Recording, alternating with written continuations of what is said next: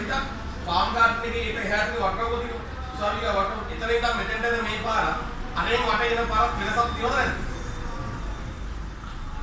ඈ? මොකක්ද වෙනස? ඒ පැත්තේ භූමිය මත වෙනස්කම්.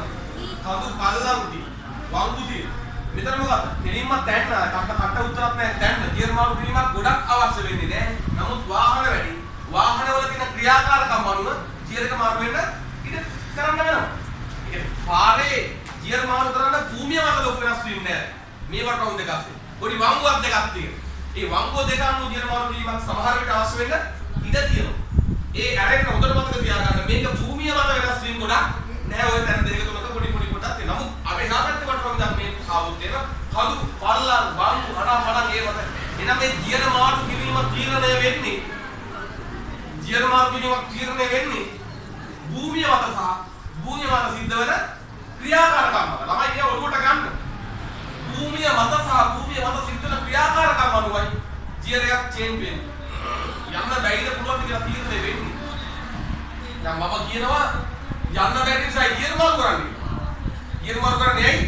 යන්න බැරි නිසා. ඉතින් යන්න බැරි වෙන්නේ භූමිය මත වෙනස් වීම මත නෙවෙයිද? ඒක නිසා නේද යන්න බැරි වෙන්නේ අපිට. එතකොට භූමිය මත තියෙන ක්‍රියාකාරකම් කියන්නේ මොකද්ද? සතුන්ගේ හෝ මිනිසුන්ගේ හෝ ඒ වාහන කියන්නේ මිනිස්සෙක් කරන ක්‍රියාකාරකම්. මිනිස්සුගේ ක්‍රියාකාරකමක් හෝ සතුන්ගේ ක්‍රියාකාරකම්. මිනිස්සුන්ගේ ක්‍රියාකාරකම් තමයි පාර පුරා පයින් එක පාරේ හැසිරෙන විදිය වාහන අරන් යන්නේ මිනිස්සු ඒ ක්‍රියාකාරකම් අනුව මේක හැසිරීම මත අනුව ගියර් මාරු කරන්න සිද්ධ වෙනවා. මේක අඩුවඩි කිරීම කරන්න සිද්ධ වෙනවා. ඉතින් ගියර් මාරු කරන්නේ මේක. ඉරුම නැතු මේ නිකම් මේ අමාරු කරන්නේ. මාරු කරන්න ඕනි. ඒකාකාරීව ගමන් කරන්න පුළුවන්ද? නෑ. ඒකාකාරීව ගමන් කරන්න පුළුවන්. ප්‍රශ්නයක් නෑ. Taman ගමන පටන් ගත්ත තැන ඉඳන් ගමනාන්තය දක්වා බල්ලෙක්වත් නැත්තම් හරි කෙලින් නම් වෙන කිසිම වාහනයක් නැත්තම් පටන් ගත්ත තැන ඉඳන් අවසානයේ දක්වා ඒකාකාරීව ගමන් කරන්න. දෙන්නෝ. කිසිම ගියර් මාරු කරන්න ඕනේ නෑ. 1 2 3 4 දාගත්ත ගමන් ආයෙත් ජීවිතේට මාරු කරන්න ඕනේ නෑ. අවසානයේ දක්වා යන්න පුළුවන්. ඉන්න මාරු කරන්න වෙන්නේ ඇයි කියද? සරල රේඛාවක් ගන්න. කෙලින් ගන්න සරල රේඛාවක්. සරල රේඛාවක් ගත්තාම පස්සේ හිතන්න ඒක කිසිම බාධාවක් නැහැ කියලා. වංගු නැහැ, පල්ලම් නැහැ, බාධකමකුත් නැහැ.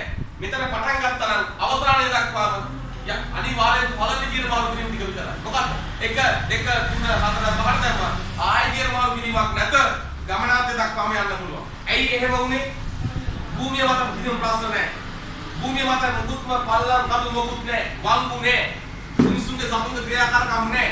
එහෙනම් දැන් පැහැදිලි ඔයගොල්ලන්ට. ඇයි ගියර් මාරු කරන්න උනේ කියලා.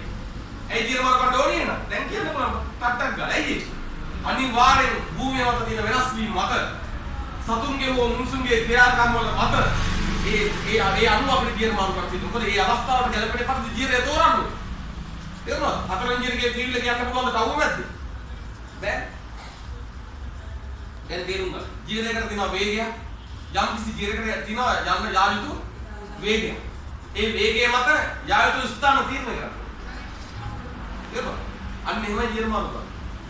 ඉතින් දැන් තේරුම් ගන්න මේ ගියර් මාරු කරන්න කියන එක ගැන ඔළුවට ගන්න නිකන් මේ ට්‍රයල් එකට දෙහෙන ගැහුවා වගේ එකට දැම්මා දඩාංගල යන්තම් ගියා. ආයෙ හැරලා දැම්මා දෙකට හරිය තුනට දැම්මා දෙයියනේ කියලා ගියර් මාරු කරා එච්චරයි. එහෙම යන්න එපා. හරි කැත්තයි.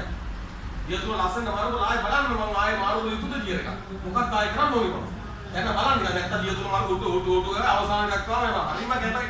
එහෙනම් දන්නේ ගියර් තුන මාරු කරලා විතරයි. ආපස්සට ගියර් එක කඩන්න දන්නේ නේ. තේරුණාද? ඒ නිසා පොඩ්ඩක් තේරුම් ගන්න. එහෙනම් ගියර් මාරු කරනකොට දැන් විදි ටිකක් ඔළුවට එනවා නේ.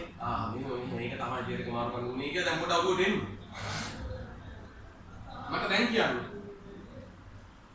දැන් ඔයගොල්ලෝ මේ නවනගරේ වටේ යනකොට ගියර් වාහනේ යන විදි දෙකක් යනවා. විදි දෙකක් තියෙනවා. ඒ විදි දෙක. මේ ලෝකේ ඕනෑම තැනක වාහනයක් යන විදි දෙකක් තියෙනවා.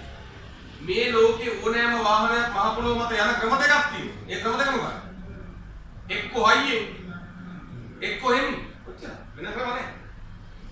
එහෙනම් හෙමින් යන්නේ මොන වගේ තැන්වලද කියන්නේ? හෙමින් යන්න වෙන්නේ. වංගු ගහ යන්න පුළුවන්ද? පල්ලක ගහ යන්න පුළුවන්ද? කඳු වල හයිය යන්න පුළුවන්ද? බෑ. පල්ලම් වල? බෑ. නගර වල? ජනාධිපති ප්‍රදේශ වල බෑ. සතුන් හැදෙන තැන් වල බෑ. ඉතින් අපිට එවැනි තැන් වල හයියෙන් යන්න බැයි නම් භාවිතා කරන ගියර් දෙකක් අපිට නිර්මාණය කරලා දීලා තියෙනවා මේ වාහන නිර්මාණ කරු. මොකක්ද ඒ කියන්නේ? එකෝ දෙක. ඔය කියන්නේ ඒ මොකක්ද කියන්නේ? හෙමින් යන්න. සහ හෙමින් යන්න සහ ශක්තියක් ඕනේ දැන් වලට ඒ කියන දේ තමයි පාවිච්චි කරන්නේ. මොකද ශක්තියක් ඕනේ කියලා කියන්නේ? දැන් හෙමින් යන්නත් ඒකලු. ශක්තියක් ඕනේ දැන් වලට ඒකමලු. ඉතින් එහෙම නෙමෙයි. ඒ කියන්නේ හෙමින් කියන්නේ මොකද? පාලනය. වංගුවක් පාලනය කිරීමේ හැකියාව. පල්ලමක් පාලනය කිරීමේ හැකියාව.